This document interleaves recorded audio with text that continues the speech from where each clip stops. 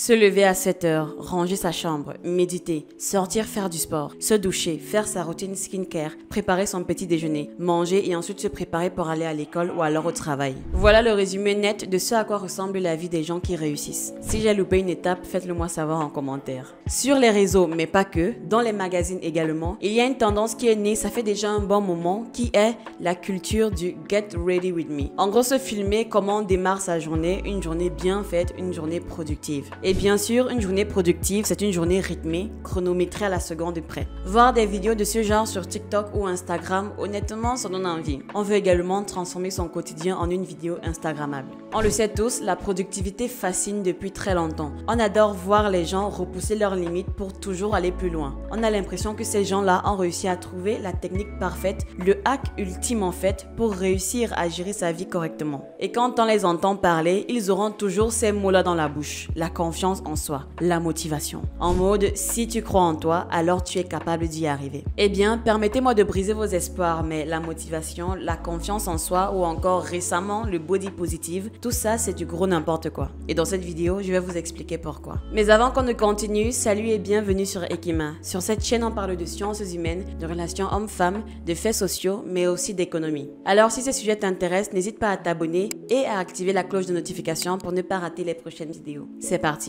La tendance de ces dernières années pour moi se résumerait à l'acceptation. Il faut accepter qui on est, peu importe nos imperfections, nos problèmes, peu importe les couacs qui font partie de notre quotidien et j'en passe. Il faut continuer de croire en soi. Les slogans dans les magazines, les hashtags dans les vidéos sur les réseaux sociaux tournent tous autour d'un même concept, l'acceptation de soi, la confiance en soi, croire en soi. Mais croire en soi jusqu'à quel point? Le problème de la confiance en soi. Les vidéos sur la motivation, le développement personnel, la confiance en soi font des chiffres impressionnants. N'en parlons même pas des livres qui abordent les mêmes thématiques. On ne compte pas le nombre de livres en développement personnel qui sont devenus des best-sellers. Ou encore l'apparition de certains métiers comme coach en développement personnel qui fait fureur. Tout le monde est devenu coach et tous autant qu'ils sont prétendent détenir les clés du power-up ultime dans leurs cours ou alors dans leur formation. Mais bien sûr, le mot d'ordre c'est que les clés de la réussite se trouvent en nous-mêmes et que si on ne l'a pas toujours compris, on doit impérativement se mettre à travailler sur nous pour enfin le réaliser.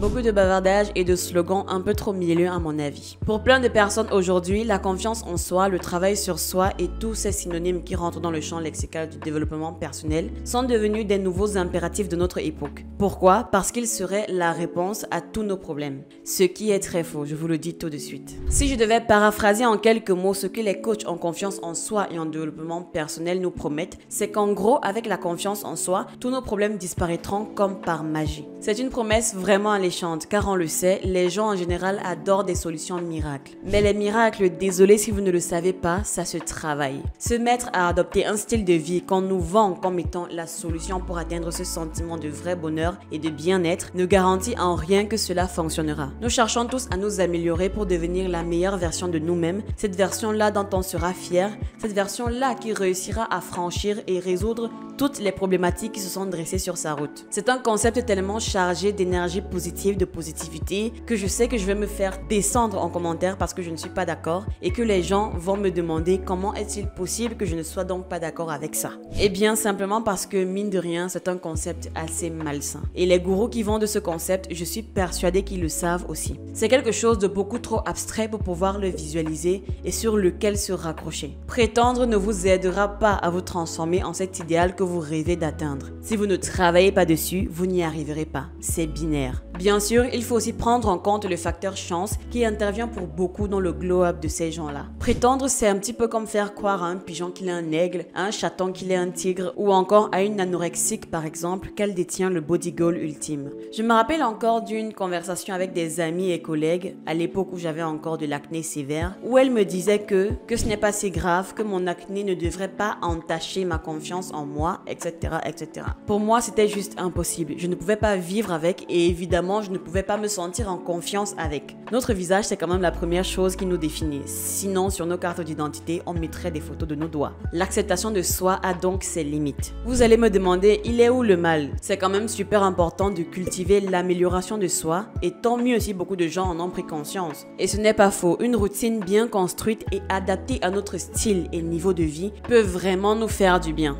Le problème vient lorsque toute notre vie commence à tourner autour de cette routine, de ce rituels et que l'on commence à se sentir coupable lorsqu'on est fatigué et qu'on n'arrive plus à respecter à la lettre la routine. Parce que oui, si on se met à véritablement jouer le jeu, cette routine peut devenir très extrême à suivre. Ce qui va davantage engendrer des problèmes parce que oui, au lieu de se sentir galvanisé par la routine, on se sent comme une merde parce qu'on n'arrive justement pas à tenir et l'objectif de base qui était de rythmer sa vie et de prendre confiance en nous produit donc l'effet inverse. On déprime et on perd donc confiance en soi parce qu'on n'arrive pas à tenir comme les autres personnes sur internet. Voilà en quoi c'est malsain. En dehors même du fait que ceux qui vous vendent même ces idéaux de vie sur internet, ils sont très peu à vraiment le faire tous les jours. Bon, c'était une parenthèse. Et si vous me dites qu'il suffit d'être motivé, eh bien je vous dirais que c'est encore un concept flou.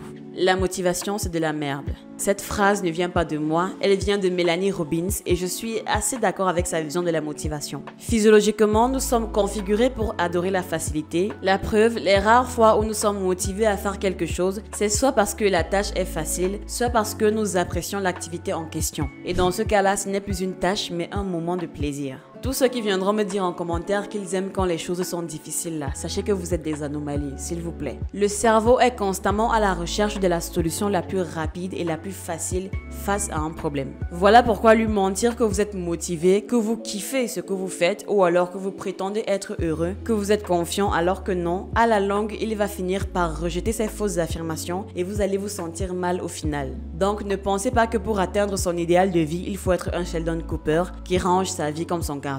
D'ailleurs, millimétrer sa vie, c'est une attitude de psychopathe. La plupart du temps, rien n'est souvent réellement calculé, chronométré à la lettre pour obtenir ce résultat-là. Et ils ne vous le diront jamais. La motivation, c'est de la merde si vous n'êtes pas discipliné. Si tu as un objectif, au lieu de te répéter chaque jour devant le miroir « I can do it », fais-toi un fucking planning et discipline-toi pour le tenir. Attention, pas une to-do list chargée de 46 000 choses à faire en une journée, mais un emploi de temps raisonnable avec des tâches possibles à faire en une journée. Sinon, ne soyez pas surpris que vous n'y arrivez pas. Ce sera tout simplement impossible. Soyez raisonnable dans vos objectifs, sinon vous n'irez nulle part. Je ne vais pas traîner davantage sur ce point. Je voulais juste brièvement l'évoquer parce qu'il va de pair avec la confiance en soi. Il y a plein de vidéos sur internet qui déconstruisent le mythe de la motivation. Je vous laisse explorer la thématique par vous-même. La malsainité du body positive.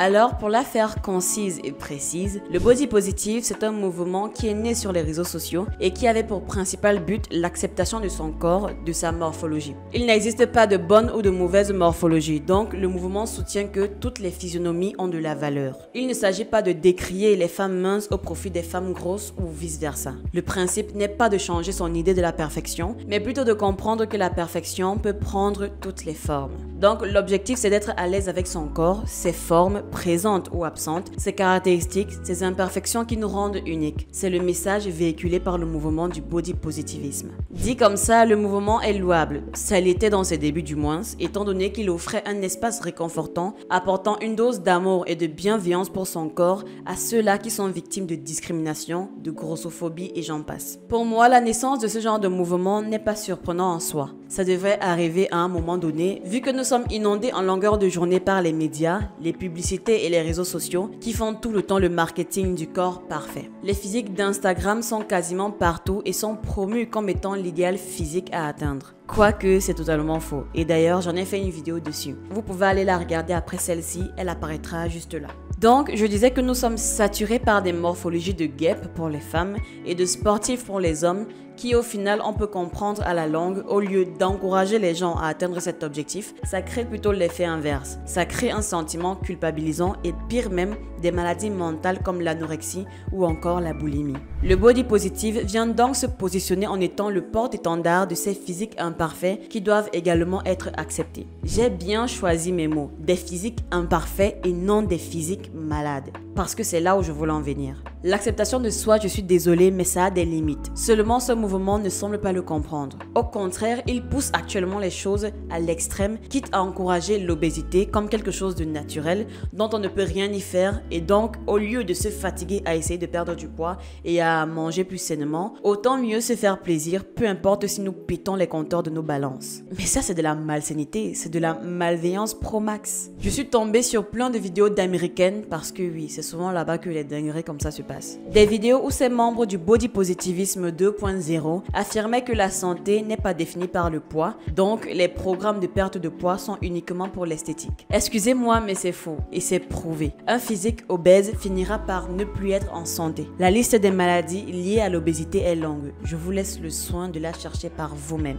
La corrélation donc avec le sujet du jour intervient au niveau de cette fausse acceptation qui finira par ruiner des vies. Les membres de cette secte, parce que oui, ça devient effrayant, telle une secte, les membres de cette secte donc finiront par voir les retombées de leur entêtement tôt ou tard. Parce que oui, vous avez des problèmes de poids et au lieu de travailler sur ça, vous préférez vous faire croire que tout va bien, que vous êtes heureux comme ça, que celui qui vous aime doit accepter votre morphologie. Non, celui qui vous aime doit vous faire comprendre que les maladies cardiovasculaires vous guettent si vous ne faites pas l'effort de perdre un petit peu de poids. Se mentir à soi-même a ses limites. Accepter ses imperfections aussi. Ne cherchez pas à vous ruiner la santé sous prétexte que vous vous aimez comme vous êtes. Non, faites-vous une fleur et travaillez dessus. Je trouve ça dommage que des initiatives nobles finissent toujours par devenir des mouvements malsains et au final desservent la cause qu'elles sont censées défendre. Par chance, il existe encore du contenu body positive beaucoup plus sain pour nous permettre d'accepter, mais surtout de travailler sur nos imperfections si celles-ci nous empêchent de vivre. Si votre poids nuit à votre santé, alors travaillez dessus.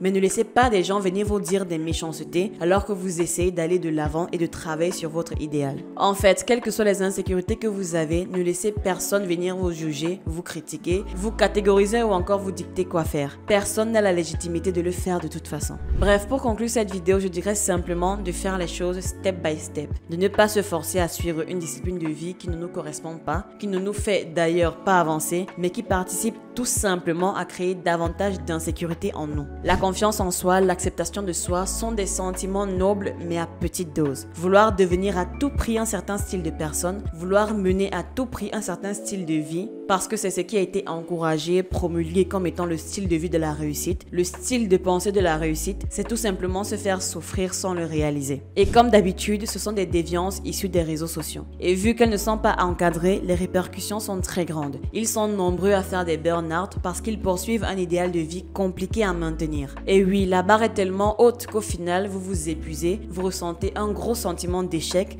de stress, d'incompétence et vous vous retrouvez à l'exact opposé de ce que vous essayez de poursuivre. Et c'est le début d'un cercle vicieux. Voilà, c'est tout pour cette vidéo. J'espère que le sujet vous aura plu. J'espère surtout que j'aurai pu l'aborder de manière assez compréhensible pour que vous puissiez voir le problème que je souligne derrière celui-ci. Dites-moi donc en commentaire ce que vous en pensez et on se dit à bientôt pour une prochaine vidéo.